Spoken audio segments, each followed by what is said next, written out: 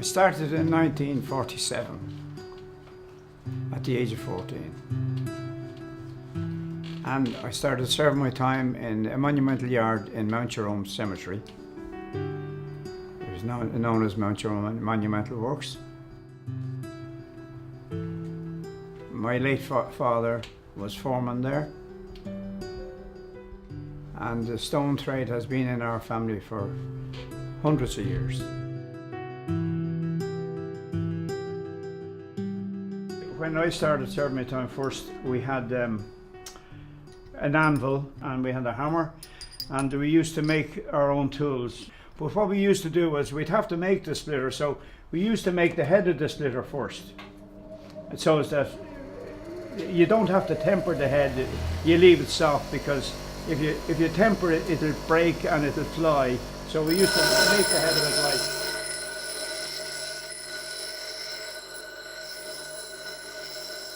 That's the head of it. So then what we would do then later on, then we'd get it on the anvil again and get a shape on the bottom of it there like this. And as soon as we'd have it shaped like that, it'd be fairly accurate now. It'd be about that width. In order to sharpen it, to get it really sharp, we'd have a Yorkshire slab. It's a sandstone, and you come up with a very sharp edge on it there like that, and then you go away and cut your letters.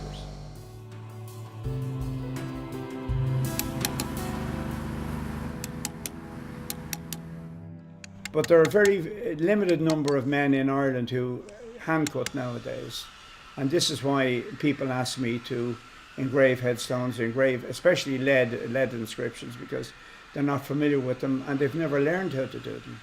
And this is why I'm trying to now transfer my skills to somebody else. And as I said to you, Cathal Farrell down in Kilbride Memorials, he's learning now, and hopefully he'll succeed me, hopefully. These stones were made by hand. We'd get in a square slab, and then we'd make this side. That'd be rough. You'd have to make that side, make both sides, and then you'd put a compass on it here, and you get a circle on it, and then you work from here, and then you get this scotia here, and then you'd make it with the mallet and chisels. There was no such thing as machines those days. There was all done by hand. All the rubbing of the stones will be done by polishers, and all the masonry will be done by stone cutters, and all the engraving will be done by monumental sculptors. But sandblasting has come in a big way, and the majority of men, our monumental yards, do sandblasting. There are very few do hand cut letters anymore. It's more expensive, much more expensive to do them by hand than it is with the sandblaster. If I go to engrave an inscription on a headstone, I try to keep the inscription uniform what's on the headstone, but I try to beat it. I try to engrave it that bit better, that it'll stand out that bit better. I'd never walk away from a headstone and say, I'm ashamed of that. I'd be proud of it. And I have pride in my work. I did call to a person one time. They rang me and they said they wanted to talk to me about a headstone for Sutton Graveyard, which is a flat slab, 3 foot by 2 foot.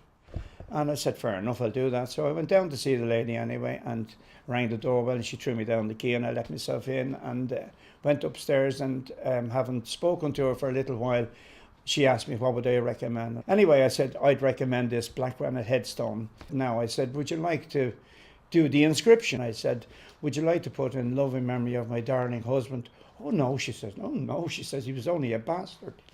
And she says, the only reason I'm putting a stone is I didn't want to leave him in like an unmarked grave like a dog.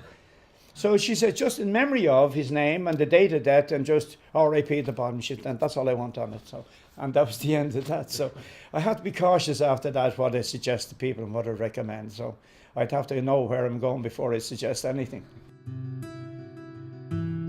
Put here to commemorate people who have done work, charity work, and done a lot of good stuff around the area.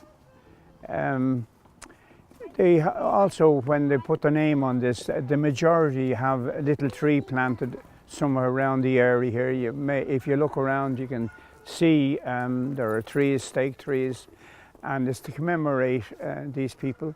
I originally erected this many years ago, and now that it's full, they intend to put another one just up around the back on another corner, where the people who come in, and I must say it gets a lot of attention from the local people and visitors. They think it's a great idea, and I do too.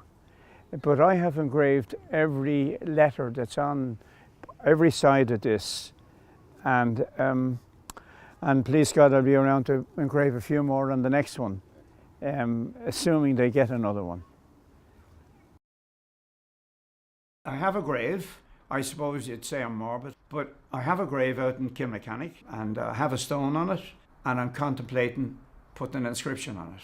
And I'm just wondering what the hell I'm going to put on it, but I want to leave as little as possible for the engraver who's going to put the rest of the date on it. I want to kind of get my own craft into the stone.